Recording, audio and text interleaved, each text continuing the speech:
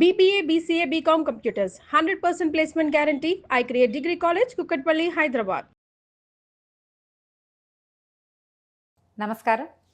రకరకాల పచ్చళ్ళు చేసుకున్నాం, కలగలుపు కూరలు చేద్దామని ప్లాన్ చేసాం.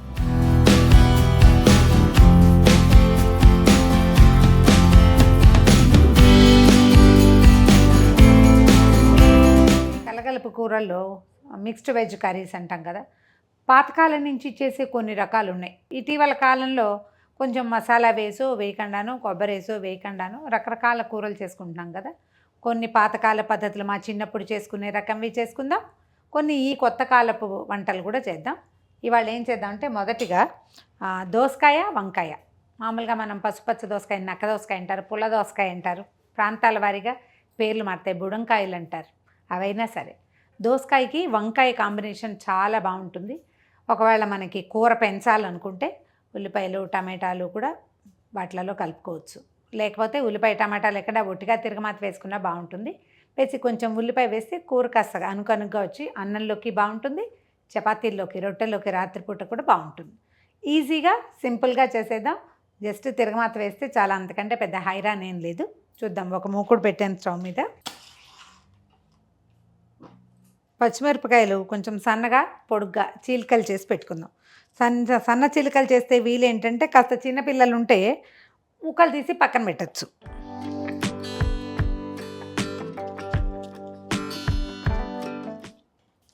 తర్వాత ఉల్లిపాయలు కూడా సన్నగా పొడుగు చీలికలుగా తరుకుందాం. వంకాయలు కూడా పొడుగాటి ముక్కలు.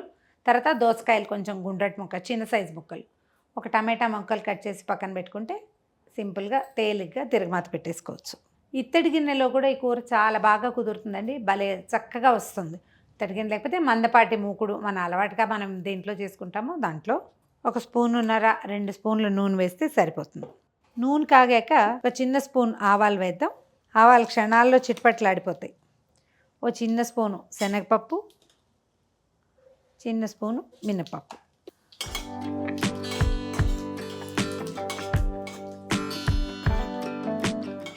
ఎండుమిరపకాయలు అలవాటు ఉంటే వేసుకోవచ్చండి, వేయకపోయినా కూడా పర్వాలేదు. మనం కట్ చేసి పెట్టుకున్న పచ్చిమిరపకాయలు వేసుకున్నాము.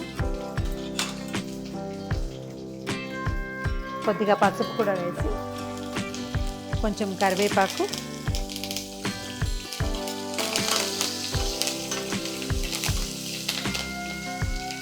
పచ్చిమిర్చి కరివేపాకు వేగాక ఈ కత్తిరించి పోసి పెట్టుకున్న ఉల్లిపాయ ముక్కలు వేసేస్తాం.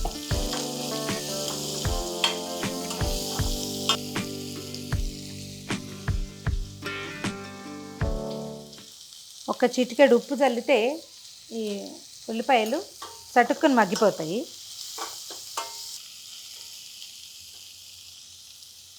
ఈ ఇగురు కూరల్లోకి ఒక కూర కారం ఒకటి చేసి పెట్టుకోవచ్చండి మనం.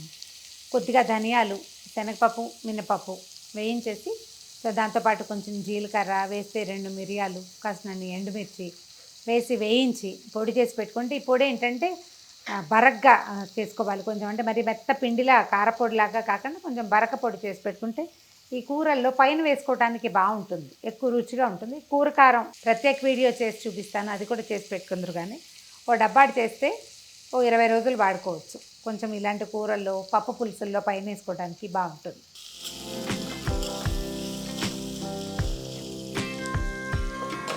ఉల్లిపాయలు వేగిపోయినాయి. ఇందులోకి ముందే మనం కాస్త ఉప్పు వేసిన నీళ్ళల్లోకి తరిగి పెట్టుకున్న వంకాయ ముక్కలు వేసేద్దాము.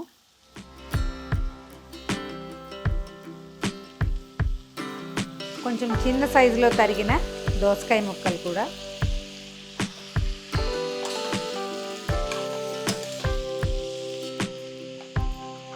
ఓ 2 చిన్న టమాటాలు తరిగాను, అవి వేసేద్దాము.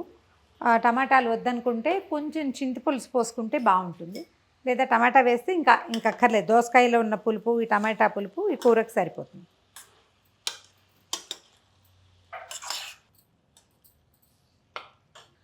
సరిపడగా ఉప్పు వేసేద్దాము. రాళ్ళ ఉప్పు వేసే అలవాటు ఉంటే చాలా మంచిదండి, అదే వేసుకోండి.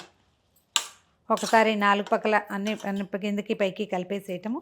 తర్వాత దీనికి కాస్త దగ్గరగా ఉండే మూత పెట్టుకోవాలి. ఒక్క చుక్క నీళ్ళు చల్లితే బాగుంటుంది.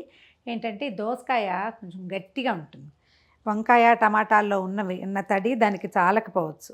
మరీ ఎక్కువ నీళ్ళు కాదు కానీ కొద్దిగా జీలకరించడమే అన్నమాట.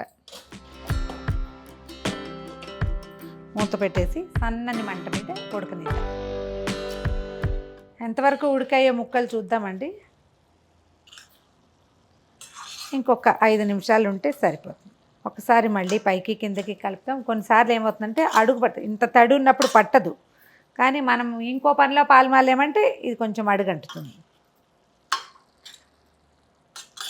మధ్యలో ఒక్కసారి చూసుకుంటే సరిపోతుందండి. సాధారణంగా వేపుడు కూరలు కాకుండా మనం ఏ ఇగురు చేసినా అదే పనిగా టకటకా కదుపుతూ ఉంటే ఏమవుతుంది, కూర ముక్కలన్నీ కలిసిపోయి సుద్దా ముద్ద అయిపోయి ముఖభావకంగా కనపడదు.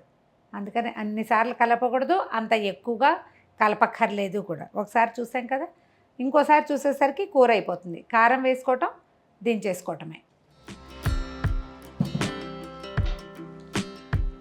ఆల్రెడీ పచ్చిమిరపకాయలు వేసాం కదా, ఎర్రకారం వేసుకునేటప్పుడు కొంచెం చూసుకోవాలి మన కారపు రుచిని బట్టి. లేదా ఏదైనా కూర కారం లాంటిది ఉంటే అదైనా వేసుకోవచ్చు.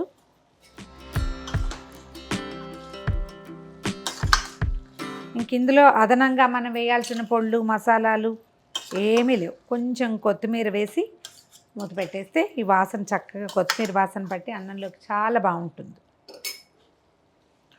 కొత్తిమీర మాత్రం పూర్తిగా మీ చాయిసేనండి, మీకు ఇష్టమైతే వేసుకోండి. కొత్తిమీర వద్దు నాకు కరివేపాకు వాసనే ఇష్టం అంటే ఆ ఒకదానితో మేనేజ్ చేసేయచ్చు. ఈ కూర అవ్వగానే బౌల్స్లోకి తీయకూడదండి, కాసేపు మూత పెట్టి వదిలేస్తే అది సెటిల్ అయ్యాక అప్పుడు వేరే బౌల్లోకి తీసుకుంటే పూర్తిగా ఈ కొత్తిమీర కూడా చక్కగా ఉడికిపోతుంది. స్టవ్ ఆపేసేద్దాము, తీసి పక్కన పెడతాం.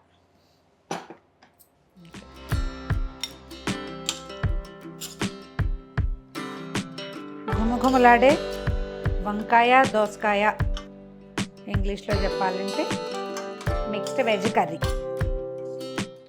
ఇది సింపుల్ ఇగురేనండి. దీనికి ఏమి పొళ్ళు లేవు, పౌడర్ లేవు, ఏమీ లేవు. సింపుల్ పోపుతోటే అయిపోతుంది.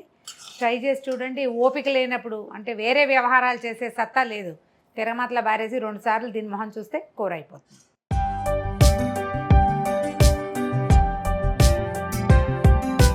బద్ధకస్తుల కూరల్లో ఇదొకటండి. ఆ సిరీస్ ఒకటి చేయాలనుకున్నాము, ఓపిక లేదు, సింపుల్గా అయిపోవాలి.